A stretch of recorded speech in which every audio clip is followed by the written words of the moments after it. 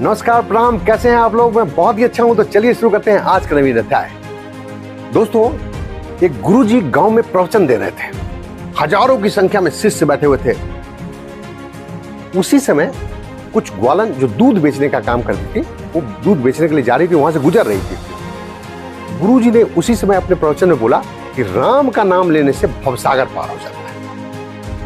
इन महिलाओं ने, ये जो ग्वालन थी, इन लोगों ने सुना, यार ये राम का नाम लेने से भवसागर पार हो जाता है, और हम लोग एक छोटी सी नदी पार करने के लिए डेली 1 रुपया जाने का और 1 रुपया आने का देते हैं। तो हमारा तो प्रॉब्लम सॉल्व हो गया।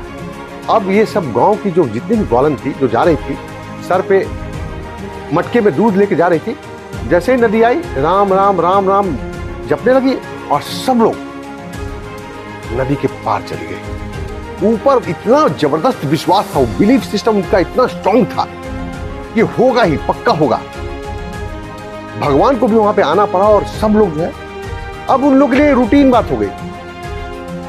ये सब अपना दूध बेचने के लिए जाती, जैसे ही नदी पे आती, नदी आने ही राम राम करने लगती, और सब लोग पानी पे चल के नदी पार कर लेती और फिर वापस इसी तरह आ जाती। एक दिन गुरुजी के चेलों को पता चला कि यहां पे तो जो महिलाएं हैं कुछ, वो नदी पे चलती है।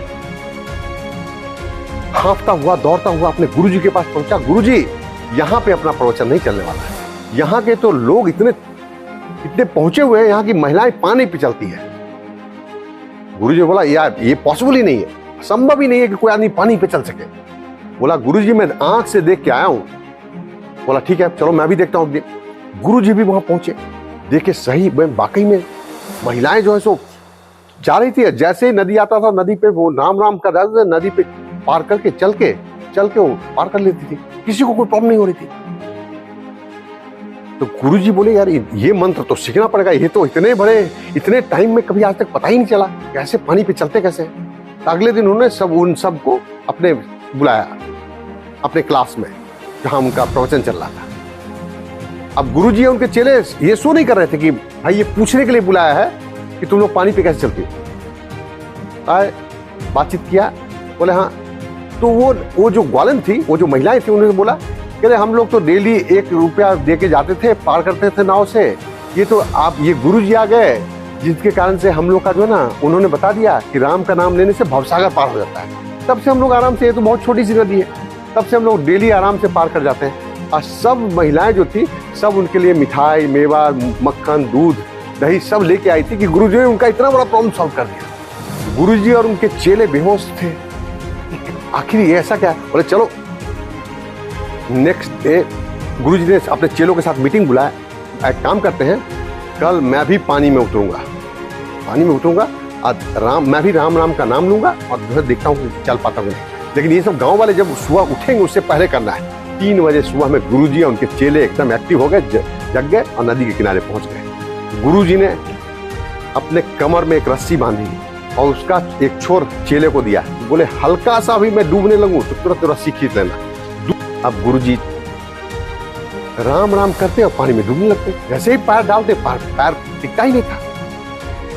केस देखा आपने यहाँ पे, एक ग्वालन का और एक गुरुजी का, दोनों में क्या डिफरेंस था? यहाँ पे वो नदी पे पार कर ले जा रही थी और ये गुरुजी डूब जा रहे थे। क्या डिफरेंस था? मेजर बिलीफ का, विश्वास का कि ये चीज होगा, इस चीज का डिफरेंस था।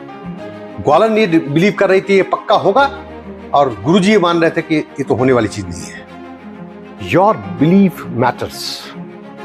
If you strongly believe, it will work out, it will definitely happen. If you strongly believe, it will not work out, it will not happen. The universe conspires. कायनात की सारी शक्तियां उसे मिलाने की साजिश करती है। दोस्तों, रोंडा ब्राइन ने अपनी बहुत ही फेमस बुक द सीक्रेट में बहुत जबरदस्त तरीके से एक्सप्लेन किया है, थॉट्स बिकम थिंग्स। तो दोस्तों, अपने थॉट्स का ख्याल रखिए, and believe that it will work out. Believe सब कुछ अच्छा होने वाला है। बिलीव दैट आप करियर में बहुत अच्छा करने वाले। Believe everything will work out in your favour. Thank you very much. अपना बेहद ख्याल रखिए and keep upgrading yourself. Thank you.